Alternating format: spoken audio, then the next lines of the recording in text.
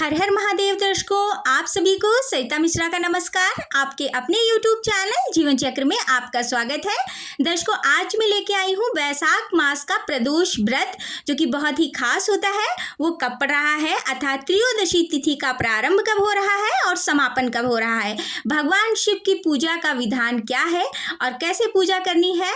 दर्शकों, इसके साथ हम जानेंगे शुभ मुहूर्त क्या रहेगा, पूजा विधि क्या रहेगी और पूजा का क्या महत्व है। तो चलिए दर्शकों, वीडियो प्रारंभ करती हूँ। दर्शकों, प्रदोष व्रत करने से व्यक्ति की जीवन की सभी परेशानियां भगवान भोलेनाथ हर लेते हैं। अर्थात प्रदोष व्रत हर मास में 2 बार आता है, जो कि त्रयोदशी तिथि पर रखा जाता है। इस तरह से साल में कुछ 24 बार प्रदोष व्रत करने का मौका मिलता है। दर्शकों, प्रदोष व्रत को बहुत ही कल्याणकारी माना गया है। दर्शकों, मान्यता है कि इस व्रत को जो भी लोग करते हैं उस व्यक्ति के जीवन के सभी कष्ट भगवान भोलेनाथ समाप्त कर देते हैं। दर्शकों, इसके साथ ही शिव जी और माता पार्वती उनकी सभी मनोकामनाओं की पूर्ति करते हैं। तो चलिए दर्शकों, जानते हैं वैशाख कृष्ण प्रदोष व्रत कब है और इस दिन पूजा करने का शुभ समय क्या होगा। तो दर्शकों, प्रदोष व्रत का शुभ मुहूर्त मई का पहला प्रदोष व्रत माह के 5वें दिन, दर्शकों यानी कि 5 मई को होगा। दर्शकों, इस दिन वैशाख मास के कृष्ण पक्ष की त्रयोदशी तिथि होगी।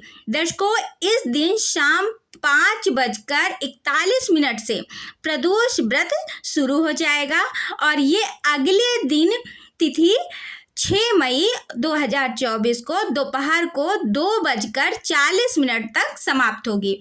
दर्शकों, इसके हिसाब से प्रदोष व्रत 5 मई को रखना शुभ होगा, क्योंकि दर्शकों प्रदोष व्रत की पूजा अर्थात त्रयोदशी तिथि प्रदोष काल में की जाती है, तो इसलिए 5 मई को व्रत रखा जाएगा। दर्शकों, अब हम बात करते हैं प्रदोष व्रत पूजा विधि की। तो दर्शकों, भगवान शिव, माता पार्वती और नंदी की पंचामृत व गंगा जल से स्नान कराकर उनको बेलपत्र चढ़ाइए, गंध चढ़ाइए, चावल, फूल, धूप, दीप और नैधव अर्थात भोग लगाइए।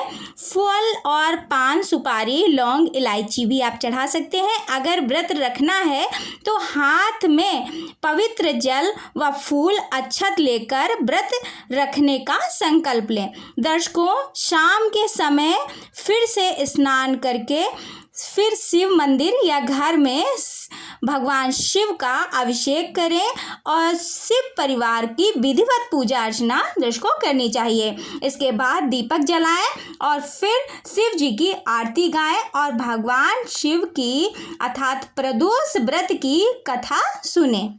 दर्शकों, ये थी साधारण सी प्रदोष व्रत की पूजा विधि। तो चलिए दर्शकों, जानते हैं प्रदोष व्रत के दिन पारण कब करना चाहिए। तो दर्शकों, प्रदोष व्रत के दिन प्रातः काल में स्नान करने के पश्चात भगवान शिव की पूजा अर्चना करें। इसके बाद में दिन में केवल फलाहार ही ग्रहण करना चाहिए। प्रदोष काल में दर्शकों भगवान शिव का अभिषेक करें और पूजन करके उनको कथा सुने, आरती करें और उसके बाद में आप कोई फलाहार करना चाहें तो आप फलाहार कर सकते हैं या आप पारण भी कर सकते हैं। इसके साथ ही दर्शकों अगले दिन पारण करना चाहिए। तो दर्शकों, जिस तरीके से आपके इधर होता हो आप उस तरीके से कर सकते हैं। कुछ लोग पारण पूजा करने के पश्चात कर लेते हैं और कुछ लोग नहीं करते हैं। दर्शकों, भगवान शिव के व्रत में नमक का सेवन नहीं किया जाता है, तो फलाहार में दर्शकों नमक को नहीं खाना है, नमक नहीं ग्रहण करना है। दर्शकों, प्रदोष व्रत के दिन हमें क्या करना चाहिए। तो दर्शकों, इस दिन भगवान शंकर की पूजा करने से शुभ फलों की प्राप्ति होती है। इस दिन भगवान शंकर की उपासना करने से जीवन के सभी दुख दूर हो जाते हैं और उनके साथ ही सभी कार्यों की सफलता मिलती है। दर्शकों, हमें इस बात का विशेष ध्यान रखना चाहिए कि प्रदोष व्रत के दिन भगवान भोलेनाथ अर्थात शिवलिंग पे या भगवान शिव को सिंदूर, हल्दी और तुलसी और केतकी और नारियल का पानी बिल्कुल भी नहीं चढ़ाना चाहिए। दर्शकों, ये चीज़ें वर्जित बताई गई हैं। इन चीज़ों को भगवान भोलेनाथ को नहीं चढ़ाना चाहिए। प्रदोष व्रत में इन चीज़ों का विशेष कर ध्यान रखना चाहिए। दर्शकों, ये था छोटा सा वीडियो प्रदोष व्रत से संबंधित। मिलते हैं अगले वीडियो में। हर हर महादेव।